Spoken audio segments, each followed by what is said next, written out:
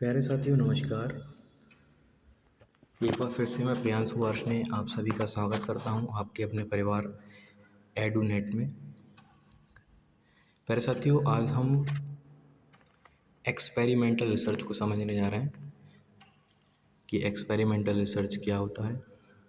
इससे पहले हमने एजुकेशनल रिसर्च के टाइप्स के बारे में समझ रखा है, तो मैं इस उम्मीद के साथ में ये लेक्चर ले रहा हूँ कि आप लोगों ने वो पिछली वीडियो देख ली है।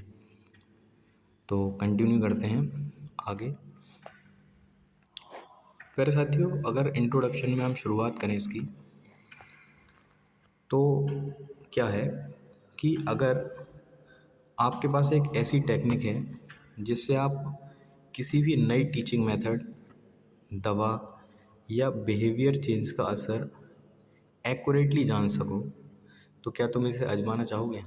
यानी मेरे कहने का मतलब है कि अगर आपको एक्सपेरिमेंटल रिसर्च को समझना है तो एक्सपेरिमेंटल रिसर्च क्या होती है।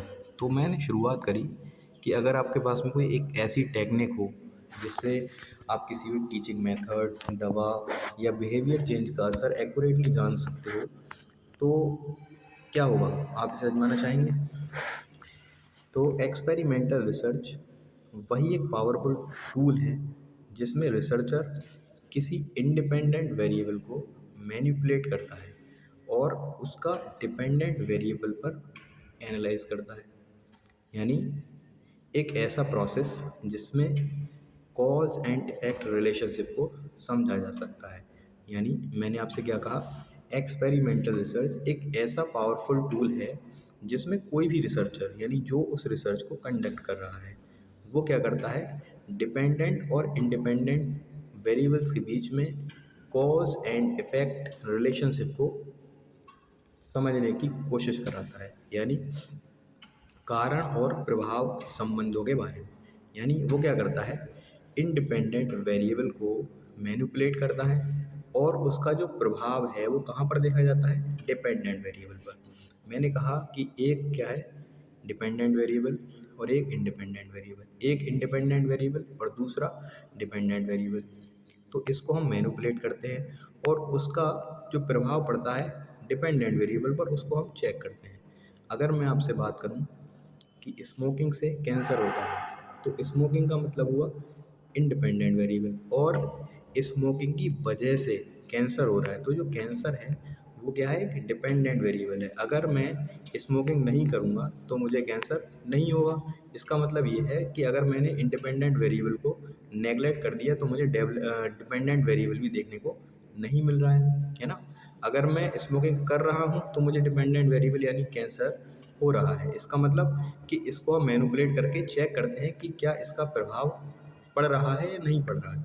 अगर मैं रिलेटेबल एग्जाम्पल की बात करना चाहूँ, तो अगर आप जानना चाहते हो कि स्मार्ट क्लास से पढ़ाई करने वाले स्टूडेंट की जो परफॉर्मेंस है वो बेहतर होती है ट्रेडिशनल मेथड से, तो हम क्या करेंगे, एक्सपेरिमेंटल रिसर्च इसका जवाब दे सकता है।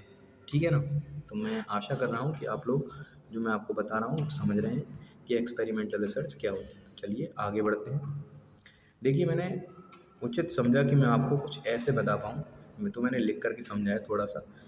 पहले मैंने वहाँ पर थोड़ा इंट्रोडक्शन दे दिया आपको, और अब थोड़ा मैं आपको इसके बारे में ओवरव्यू देना चाहूँगा। ठीक है। तो एक्सपेरिमेंटल रिसर्च की हम लोग बात कर रहे हैं कि प्रयोगात्मक अनुसंधान क्या होता है।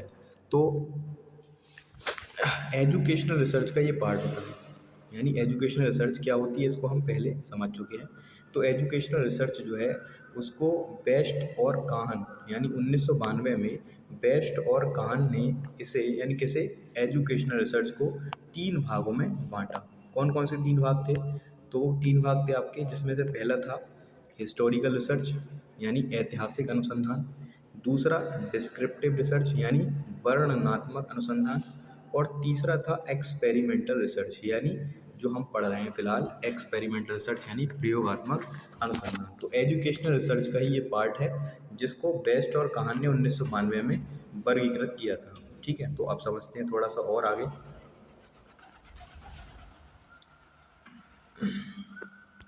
देखिए साथियों, experimental research John Stuart Mill नाम के एक व्यक्ति थे। उनका एक आइडिया था लॉ ऑफ सिंगल वेरिएबल, यानी सिंगल वेरिएबल का लॉ। किसका आइडिया था ये? John Stuart Mill. यानी एक्सपेरिमेंट रिसर्च को किसने समझाया? जॉन स्टुअर्ट मिल, जिनका एक आइडिया था लॉ ऑफ सिंगल वेरिएबल। और इसमें उन्होंने किसके बारे में बताया? इसमें उन्होंने बताया डिपेंडेंट और इंडिपेंडेंट वेरिएबल के बीच कार्य कारण की स्टडी। यानी यहाँ पर हम ये समझ सकते हैं कि कार्य कारण की जो स्टडी है वो क्या है? Experimental research. भाई एक्सपेरिमेंट रिसर्च का मतलब क्या है? तो एक्सपेरिमेंट रिसर्च का मतलब सीधा सीधा यहाँ से निकल कर आता है। भाई एक्सपेरिमेंटल रिसर्च को इन्होंने लॉन्च किया, और किसके बेसिस पर किया? सिंगल वेरिएबल के लॉ पर। और बताया क्या गया उसमें? उसमें बताया गया डिपेंडेंट और इंडिपेंडेंट वेरिएबल में कार्य कारण, यानी जिसको हमने पहले समझा भी, मतलब कॉज और इफेक्ट की स्टडी।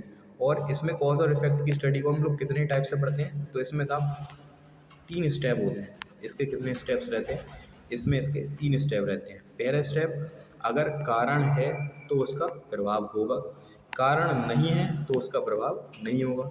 लेकिन कभी कभी क्या होता है कि कारण नहीं होता है फिर भी उसका प्रभाव होता है। तो इसको हम आगे समझेंगे डिटेल में। तो इसका मतलब क्या है? तो यहाँ 3 मतलब आपको समझ में आ रहे हैं कि अगर किसी भी चीज़ का कारण है करने का, तो उसका प्रभाव कुछ ना कुछ होगा।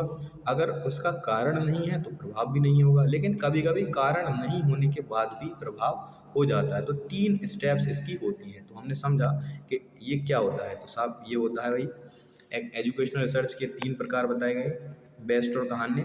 Experimental research John Stuart Mill ने बताया लॉ ऑफ सिंगल वेरिएबल के आधार पर, जिसमें हम डिपेंडेंट और इंडिपेंडेंट वेरिएबल के बारे में बात करते हैं, और उसके 3 निष्कर्ष यहाँ पर निकलते हैं। तो मुझे आशा है कि आप लोगों के समझ में आ पा रहा है। तो शुरुआत करते हैं अपनी नेक्स्ट आगे की बात पर। तो इसका पर्पस और इम्पोर्टेंस क्या है ये समझते हैं। Why it matters. ये रिसर्च मेथड सिर्फ थ्योरी तक सीमित नहीं है, बल्कि एजुकेशन, साइकोलॉजी, मेडिकल साइंस और बिहेवियरल स्टडीज़ में भी इसका प्रयोग होता है। रियल लाइफ इम्पैक्ट की अगर हम बात करें, तो नई दवाइयों के क्लिनिक ट्रायल्स से लेकर क्लासरूम में टीचिंग मेथड्स के एनालिसिस तक एक्सपेरिमेंटल रिसर्च हर जगह यूज़फुल है। की गोल क्या है इसका? तो कॉज एंड इफेक्ट रिलेशनशिप को समझना और हाइपोथेसिस को टेस्ट करना, ये सब इसका क्या है? ये इसका की गोल है। तो आगे बात करते हैं इसके कुछ मेन करेक्टरिस्टिक्स के बारे में। तो इसके कुछ 4 बहुत महत्वपूर्ण मतलब विशेषताएं हैं, जिसमें से पहली आपकी कंट्रोल, दूसरी मैनिपुलेशन, तीसरा रैंडमाइजेशन, और चौथा आपका हो गया रेप्लिकेशन। तो रिसर्चर को वेरिएबल पर क्या होता है? पूरा कंट्रोल होता है। अगर मैं एग्जांपल की बात करूं, तो 2 अलग अलग टीचिंग मेथड्स को कंट्रोल करके परफॉर्मेंस एनालाइज करना है। भाई कंट्रोल होने का मतलब ये है कि जो भी वेरिएबल आप यूज़ कर रहे हैं आपका उस पर पूरा कंट्रोल है, ठीक है। इसमें एक और वेरिएबल का यूज़ करते हैं हम लोग, डिपेंडेंट और इंडिपेंडेंट वेरिएबल के अलावा एक जिसका नाम होता है कंट्रोल, है ना, जिसको मैं भी आपको बताऊंगा कि ये क्या होता है। उससे पहले थोड़ा इनके बारे में समझ लेते हैं। मैनिपुलेशन क्या होता है? इंडिपेंडेंट वेरिएबल को चेंज करना, यानी और उसका जो रिजल्ट आ रहा है किस पर? डिपेंडेंट वेरिएबल पर, उसको चेक करना, ये क्या होता है? मैनिपुलेशन होता है। जैसे स्मार्ट क्लास और ट्रेडिशनल मेथड के आउटकम्स को कंपेयर करना, है ना। पहले हमने क्या किया? बच्चों को स्मार्ट क्लास में भेजा, फिर उनका क्या प्रभाव पड़ा उसका? हमने फिर उनको ट्रेडिशनल में भेजा, यानी ट्रेडिशनल का मतलब हमने पहले स्मार्ट क्लास का यूज़ कराया, फिर हमने स्मार्ट क्लास का यूज़ नहीं कराया। तो उन बच्चों पर उसका क्या प्रभाव पड़ा, है ना, ये जानने की हम कोशिश करेंगे। यानी हम क्या कर रहे हैं? स्मार्ट क्लास यहाँ पर एक तरह से क्या हो गया? इंडिपेंडेंट वेरिएबल हो गया, और उसको हम लोग क्या कर रहे हैं? मैनिपुलेट कर रहे हैं। रैंडमाइजेशन का मतलब समझते हैं। पार्टिसिपेंट्स को रैंडमली सिलेक्ट किया जाता है ताकि बाइस कम हो, यानी कोई बिना भेदभाव के हम इसको करते हैं। जैसे 100 अगर स्टूडेंट हैं तो उनको 2 ग्रुप में रैंडमली डिवाइड कर लेते हैं। ऐसा नहीं है कि हम ज़्यादा बुद्धिमान छात्रों को किसी ग्रुप में बांटेंगे तो कम बुद्धिमान को, हम रैंडमली इस काम को करते हैं। रेप्लिकेशन का मतलब हो गया कि एक्सपेरिमेंट को बार बार दोहराकर रिजल्ट की रिलायबिलिटी को चेक किया जाता है, ठीक है। तो मैं समझता हूँ कि आपको समझ रहा है। तो आगे बढ़ते हैं इसके real life study, case study के बारे में।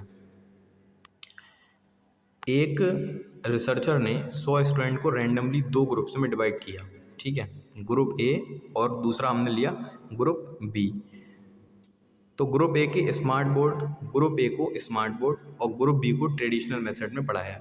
फिर टेस्ट के बाद रिज़ल्ट एनालाइज़ किया और पाया कि ग्रुप ए के 85% स्टूडेंट ने बेहतर परफॉर्मेंस दी। कंक्लूज़न क्या निकला? कंक्लूज़न निकला कि स्मार्ट बोर्ड का जो असर था वो कैसा था? पॉजिटिव था। ठीक है, तो ये हम चेक कर रहे हैं किसके माध्यम से? एक्सपेरिमेंट रिसर्च के माध्यम से। तो आगे बढ़ते हैं, थोड़ा सा और समझने की कोशिश करते हैं। अगर हम इसके डिसएडवांटेज और एडवांटेज की बात करें तो एडवांटेज क्या है इसके? कॉज इफेक्ट रिलेशनशिप को क्या करता है? एस्टेबलाइज करता है। हाई इंटरनल वैलिडिटी इसमें मिलती है। रिजल्ट को रेप्लिकेट करके इसकी रिलायबिलिटी को बढ़ाया जा सकता है। कुछ डिसएडवांटेज भी हैं इसके। तो पहला है आर्टिफिशियल सेटिंग में रिजल्ट रियल वर्ल्ड में एप्लीकेबल नहीं होते। हाई कॉस्ट और टाइम कंज्यूमिंग प्रोसेस है। टाइम तो कंज्यूम होता है क्योंकि आप बार बार उस चीज़ को देख रहे हैं, जज कर रहे हैं, एनालाइज कर रहे हैं। पहले आप एक मतलब चीज़ से देखेंगे, फिर आप देखेंगे कि उसका यूज़ करेंगे तो हो रहा है या नहीं हो रहा है। और तीसरा है आपका एथिकल कॉन्सर्न हो सकते हैं, खासकर मेडिकल एक्सपेरिमेंट में। लेकिन हम लोग एजुकेशन की बात कर रहे हैं तो उसमें इस चीज़ का कोई रोल नहीं होगा। तो आगे बढ़ते हैं, समझते हैं इसके टाइप्स कितने होते हैं इसके। तो बेसिकली इसके 3 टाइप होते हैं। पहला pre experimental design, quasi experimental design, और आपका नेक्स्ट हो गया ट्रू एक्सपेरिमेंटल डिज़ाइन। तो प्री एक्सपेरिमेंटल का मतलब क्या है? इसमें सिर्फ एक एक्सपेरिमेंट किया जाता है, ग्रुप पर एक्सपेरिमेंट किया जाता है। जैसे एक क्लास को स्मार्ट बोर्ड से पढ़ाकर सिर्फ पोस्ट टेस्ट करना।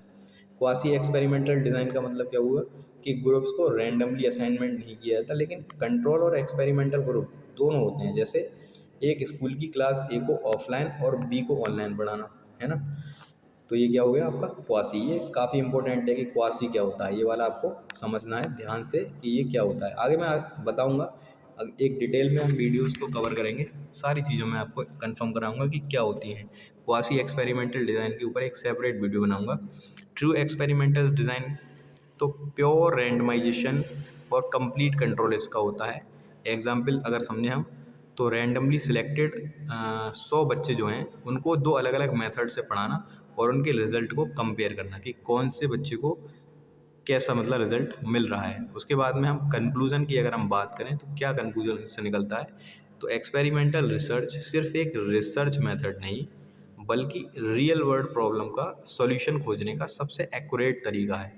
अगर सही तरीके से किया जाए तो इसके रिज़ल्ट रिसर्च से आगे जाकर पूरी सोसाइटी पर असर डालते हैं। ठीक है, तो फिर से मैं आपसे एक बात कहूँगा कि अगर ये वीडियो पसंद आई है आपको तो लाइक करें, कमेंट करें और हमारे चैनल एडूनेट को सब्सक्राइब करें, ताकि आपको एजुकेशन से जुड़े सभी इम्पोर्टेंट टॉपिक्स पर कंप्लीट नॉलेज मिलती रहे। तो बने रहिए हमारे साथ, कनेक्टेड